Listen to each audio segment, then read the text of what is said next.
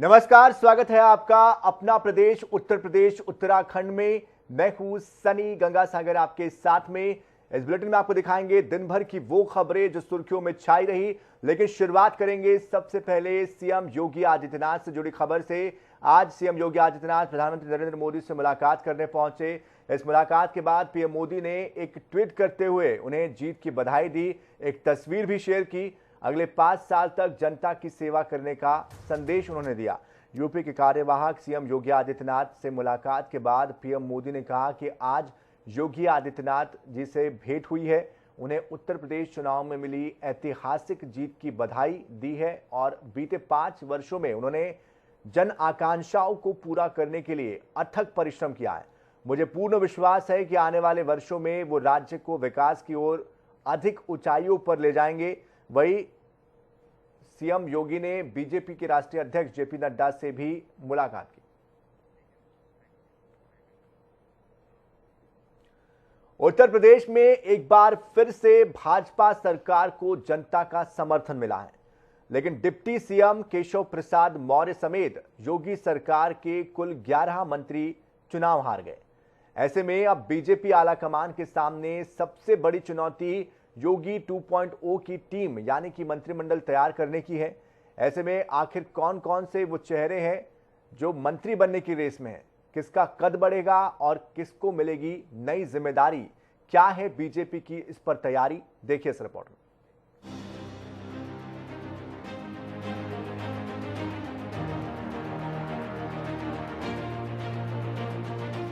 हर किसी को अब इंतजार इस बात का है कि जब योगी आदित्यनाथ मुख्यमंत्री पद की शपथ लेंगे तो उनके बाद जो चेहरे सामने आते जाएंगे वो कौन होंगे। उत्तर प्रदेश में भाजपा की दमदार वापसी हुई। पार्टी ने अपने दम पर 255 सीटें जीती हैं, जबकि उसके गठबंधन साथियों को मिलाकर एनडीए को 273 सीटें मिली। ऐसे में अब योगी सरकार 2.0 कैसी होगी, इसका सबको इंतजार है। अब सबको इंतजार ये भी है कि मंत्री पद किन्हें मिलेगा, क्योंकि 1985 के बाद यूपी में लगातार दूसरी बार बहुमत के साथ सरकार बनाने वाली भारतीय जनता पार्टी की प्रचंड लहर के बावजूद उसके कई मंत्री चुनाव हार गए। हारने वाले मंत्रियों में निवर्तमान उप मुख्यमंत्री केशव प्रसाद मौर्य भी शामिल हैं, जिन्हें सिराथू सीट पर समाजवादी पार्टी की पल्लवी पटेल से 7,000 वोटों से करारी हार मिली है। यूपी विधानसभा चुनाव में केशव प्रसाद मौर्य समेत योगी सरकार के कुल 11 मंत्री चुनाव हारे हैं। इसमें 3 कैबिनेट मंत्री, 2 स्वतंत्र प्रभार के राज्य मंत्री और 6 राज्य मंत्री शामिल हैं। 11 मंत्रियों को चुनाव हारने के बाद बीजेपी के सामने मंत्रिमंडल की नई टीम बनाने की चुनौती है। योगी सरकार 2.0 के मंत्रिमंडल में नए कई और बड़े चेहरों को शामिल किया जा सकता है। स्वामी प्रसाद मौर्य भाजपा का साथ छोड़ने और डिप्टी सीएम केशव प्रसाद मौर्य के चुनाव हारने की वजह से इस बार बड़े ओबीसी चेहरे को मौका दिया जा सकता है। ऐसे में संभावना है कि इस बार ओबीसी चेहरे के रूप में उत्तर प्रदेश भाजपा के अध्यक्ष स्वतंत्र देव सिंह को बड़ी जिम्मेदारी दी जाए। इसी तरह उत्तराखंड की पूर्व राज्यपाल बेबी रानी मौर्य भी इस बार दलित चेहरे के रूप में आगरा से उम्मीदवार थी। उनका राज्यपाल की कुर्सी छोड़कर यूपी में चुनाव लड़ना ही सब कुछ साफ करता है। इसके अलावा पूर्व आईपीएस अधिकारी असीम अरुण और ईडी में अधिकारी रह चुके राजेश्वर राव को उनकी प्रशासनिक क्षमता को देखते हुए मंत्रिमंडल में जगह मिल सकती है। इसी तरह नोएडा से करीब 1,80,000 वोटों से जीतकर आए रक्षा मंत्री राजनाथ सिंह के बेटे पंकज सिंह साहिबाबाद सीट से रिकॉर्ड 2,14,000 वोटों से जीत दर्ज कराने वाले सुनील शर्मा और देवरिया से ब्राह्मण चेहरे के रूप में जीत कर आए शलभ मणि त्रिपाठी भी मंत्रिमंडल में नए चेहरे हो सकते हैं। शलभ मणि इसके पहले योगी सरकार में मीडिया सलाहकार थी। वहीं अनुप्रिया पटेल के नेतृत्व वाले अपना दल और संजय निषाद की निषाद पार्टी से भी प्रतिनिधित्व मिलने की पूरी संभावना है। इस बार ओम प्रकाश राजभर की जगह संजय निषाद या उनके बेटे को अहम मंत्रालय मिल सकता है। योगी सरकार 2.0 की बिसात 2024 की लड़ाई को साधते हुए बिछाई जाएगी। ऐसे में कई चेहरों को जगह मिल सकती है जो संगठन के जरिए पार्टी को मजबूत करते आए हैं।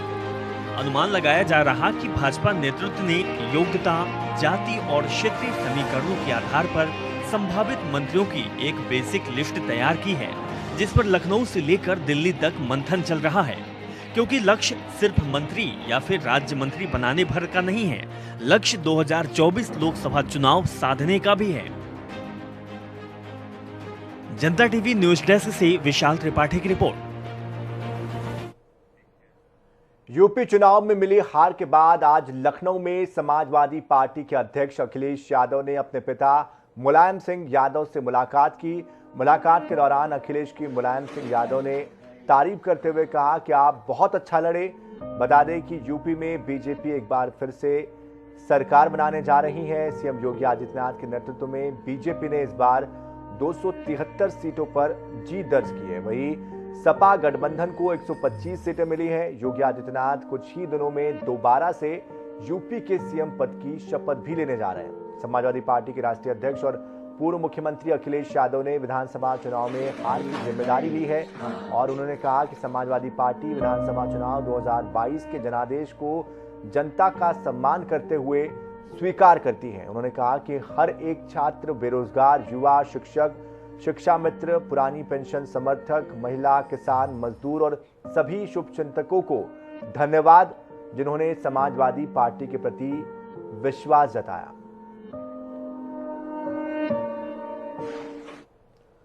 बीजेपी के पूर्व विधायक कुलदीप सिंह सेंगर की बेटी ऐश्वर्या ने चुनाव नतीजों के बाद वीडियो शेयर करते हुए कहा कि माखी कांड प्रायोजित था। उन्नाव सदर की कांग्रेस प्रत्याशी को नोटा के बराबर 1500 वोट मिले हैं। झूठ का महल बनाया गया था। राहुल और प्रियंका गांधी को यह नहीं पता कि सच सामने आ ही जाता है। उन्नाव कांड का सच सामने आकर ही रहेगा। ऐश्वर्या सेंगर ने वीडियो जारी करते हुए कांग्रेस की राष्ट्रीय महासचिव और उत्तर प्रदेश की प्रभारी प्रियंका गांधी वाड्रा और राहुल गांधी को आड़े हाथों लिया। दिल्ली में बैठकर अपनी राजनीतिक जमीन तलाश रहे प्रियंका गांधी जी और राहुल गांधी जी को शायद ये नहीं पता कि सच को कितना भी दबाओ पर एक ना एक दिन वो सबके सामने आ ही जाता है। हमारी उन्नाव की जनता ने यहाँ की 6 सीटों पे आपके पार्टी की सभी प्रत्याशियों की जमानत जब्त करा के इसका साफ शब्दों में उदाहरण दे दिया है। यहाँ तक कि उन्नाव सदर की आपकी आपराधिक प्रवृत्ति वाली प्रत्याशी, जिनके ऊपर फिलहाल भी वारंट जारी हो रखा है, उनको मात्र 1500 वोटों में नोटा के बराबर वोट देके एक बहुत बड़ा एग्जाम्पल दे दिया है कि उन्नाव कांड का सच अब सबके सामने आके ही रहेगा। प्रियंका गांधी जी झूठ पे बनाई गई इमारतें ज्यादा लंबे समय तक खड़ी नहीं रह पाती, जिसका हमारे जिले के साथ साथ पूरे उत्तर प्रदेश ने इस चुनाव में आपको जवाब दिया है। पूरा उन्नाव जानता है कि किस तरह से प्रायोजित ढंग से ये पूरा कांड रचा गया। मैं उन्नाव की सदैव आभारी रहूंगी कि आपने अपने भाई का, मेरे पूरे परिवार का मान रखा। ये सब आपके विश्वास की जीत है। समाजवादी पार्टी के राष्ट्रीय अध्यक्ष अखिलेश यादव ने अंबेडकर नगर के सभी नवनिर्वाचित विधायकों से मुलाकात की। लालजी वर्मा, राममूर्ति वर्मा, त्रिभुवन दत्त, राकेश पांडे, राम अचल राजभर ने जाकर अखिलेश यादव से मुलाकात की। अखिलेश यादव ने जिले की सभी सीटें जीतने पर अंबेडकर नगर की जनता का आभार प्रकट किया। बता दें कि अंबेडकर नगर से समाजवादी पार्टी ने सभी 5 सीटें जीती है और जिसके बाद आज सभी 5 नवनिर्वाचित विधायक समाजवादी पार्टी के राष्ट्रीय अध्यक्ष अखिलेश यादव से मुलाकात करने के लिए पहुंचे हैं।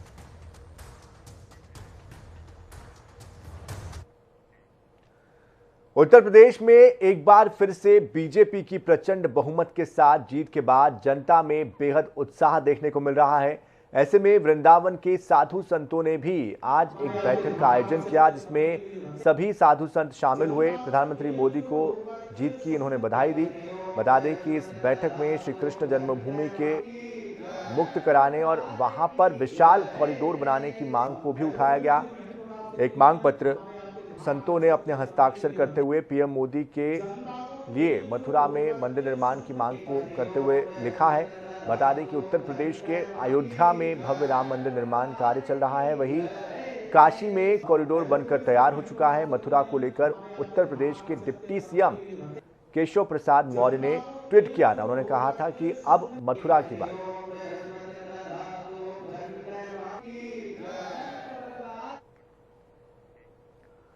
उत्तर प्रदेश चुनाव 2022 में बीजेपी ने फिर से प्रदेश में वापसी की है। इस बीच बीजेपी के उम्मीदवार और पूर्व आईपीएस असीम अरुण चर्चा में है। कन्नौज सदर सीट से चुनाव जीतने वाले असीम अरुण ने अपनी जीत के बाद अपने ही सामने खड़े होने वाले सपा प्रत्याशी और कन्नौज सदर सीट से 3 बार के विधायक रहने वाले अनिल दोहरे से मुलाकात की, उनका आशीर्वाद लिया। वहीं जीत के बाद हमारे सहयोगी अनूप कुमार सिंह ने असीम अरुण से खास बातचीत भी की।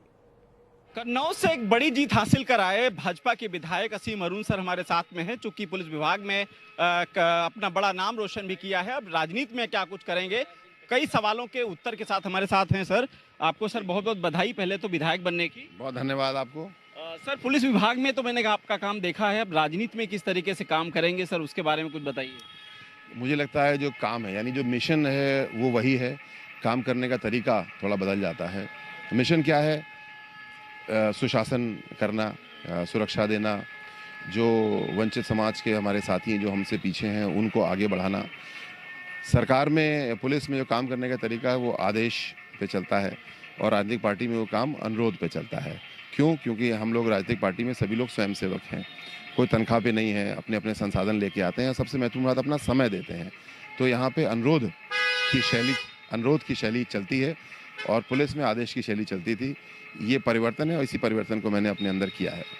सर एक बीआरएस लेके किसी राजनीति में जाना, खासकर आपका कदम बड़ा सराहनीय रहा क्योंकि आपने सफलता पाई है। तो अब चूंकि बड़ी जिम्मेदारी जो सूत्रों के हवाले से मिलने जा रही है आपको, किस तरीके से, क्योंकि कन्नौज की जनता की बड़ी अपेक्षाएं आपसे हैं। मैं समझता हूँ कि जैसे पुलिस का 28 साल का मेरा सफ़र रहा, ऐसे ही कुछ लंबा सफ़र भारतीय जनता पार्टी के साथ भी है। इसमें जैसे पुलिस में हार जीत भी थी, जीत हार, कड़वा भी था, मीठा भी था, उसी तरीके से लोक सेवा में भी कभी हार होगी, कभी जीत होगी, कभी मीठा होगा, कभी कड़वा होगा। जीवन ही ऐसा है। और महत्वपूर्ण बात यह है कि अपनी सकारात्मकता को बना के रखना चाहिए, जैसा कि हमारे सब वरिष्ठ हमको समझाते हैं।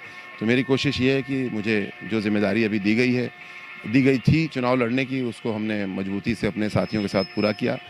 सौभाग्य से, मतदाताओं की कृपा से उसमें विजयी हुए और अब आने वाले समय में कन्नौज की सेवा करना है, छोटे और सधे कदम में चलना है, कोई महत्वाकांक्षा के पीछे नहीं पड़ना है। शुक्रिया सर।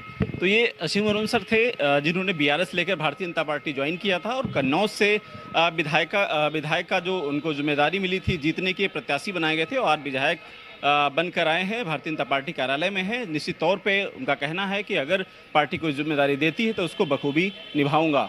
पर्सन रियाज अहमद के साथ अनूप सिंह, जनता टीवी, लखनऊ। उत्तर प्रदेश में भारतीय जनता पार्टी की दोबारा सरकार बनने के बाद उत्तर प्रदेश पुलिस फिर से बदमाशों की सफाई में जुट गई है।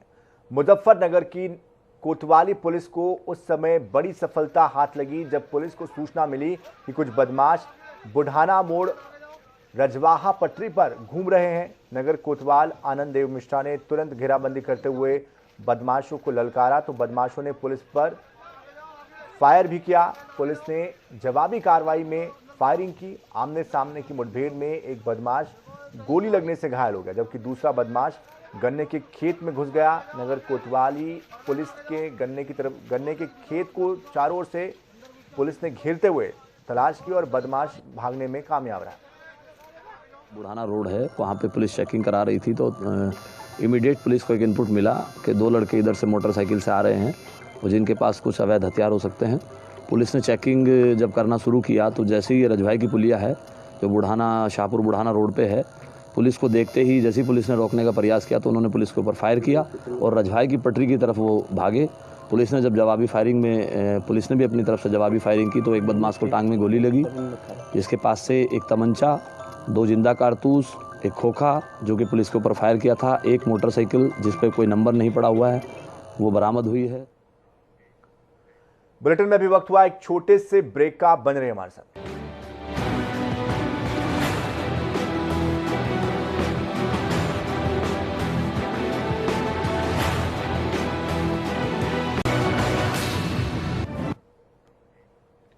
ब्रेक के बाद बढ़ते आगे। उत्तर प्रदेश में विधानसभा चुनाव के परिणाम आने के बाद अब विधान परिषद स्थानीय निकाय के चुनाव होने हैं और इसके चलते प्रदेश में अभी 13 अप्रैल तक आचार संहिता लागू रहेगी।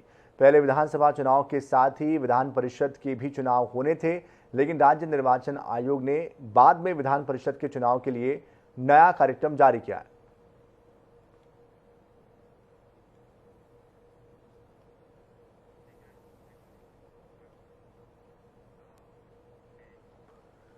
लाल कुआं सीट से पूर्व मुख्यमंत्री हरीश रावत की हार के बाद कांग्रेस में हलचल मची हुई है। हालांकि कांग्रेस उत्तराखंड में मिली हार के बाद समीक्षा करेगी।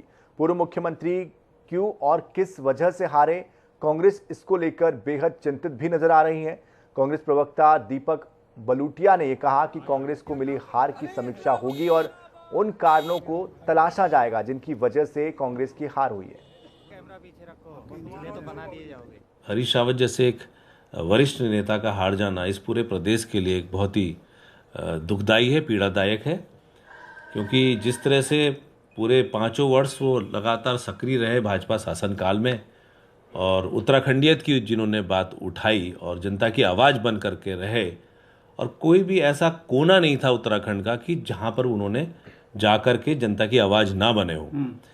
और बावजूद इसके उनका हार जाना एक बहुत पीड़ादायक है कांग्रेस के लिए, क्योंकि उनसे ही अगर वो कई चीज़ें जो है कांग्रेस के नेता और यानी कि कोई भी विधायक हो तो उनके अनुभव का लाभ जरूर कांग्रेस को मिलता और जनता को मिलता, उत्तराखंड को मिलता।